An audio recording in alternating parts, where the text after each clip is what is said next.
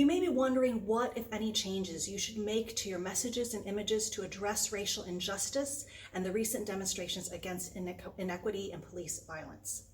You've probably seen other companies post messages and run ads speaking out against racial inequity. Companies have also been promoting the donations they've made to the Black Lives Matter Foundation or bail funds and other Black-led advocacy organizations, or their decisions like implementing racial quotas or new policies.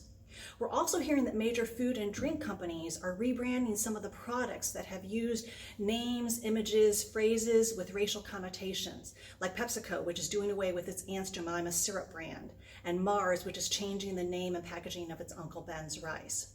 You might even be aware that Unilever has decided to change its Fair and Lovely brand name and join other beauty brands in removing words such as white and light to avoid promoting a certain skin tone over others. So what should you do? Should your brand take a stand on racial issues? How can you participate in the conversation or get involved in ways that are respectful and meaningful, but not inappropriate or insensitive? It's tricky.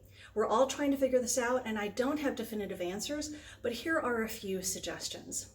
Number one, listen. Listen to your stakeholders, including employees, customers, community leaders, and influencers.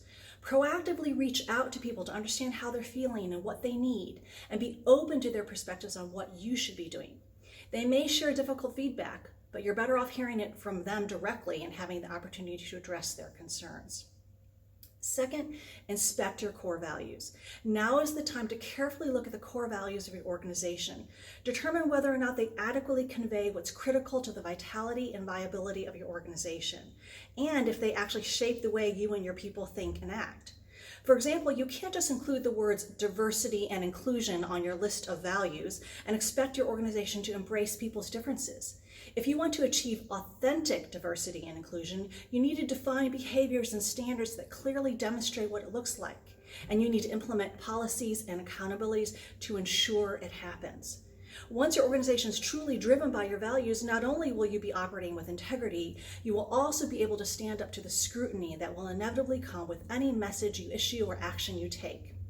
Some of the harshest criticism has been on brands that seem to be signaling virtues in their PR, but not taking real action or having substantive impact. And that brings us to action number 3, examine your touch points. Start looking at all the ways you communicate and engage with your stakeholders. Conducting a brand audit like I described in my last video is a good way to do this. Ask yourself if you or your organization is doing or saying anything that isn't aligned with your stakeholders' expectations and your core values. And if necessary, make changes. Even if the changes seem costly, the cost of not taking action may be greater. Also look for new ways to express your values. Stand up for what you believe and make an impact with your words and your actions. When in doubt, if something is appropriate and effective, go to your stakeholders to get their input. So listen to your stakeholders, inspect your values, examine your touch points. These are the starting points for deciding if and how to take a stand on race today, as well as for brand building at all times.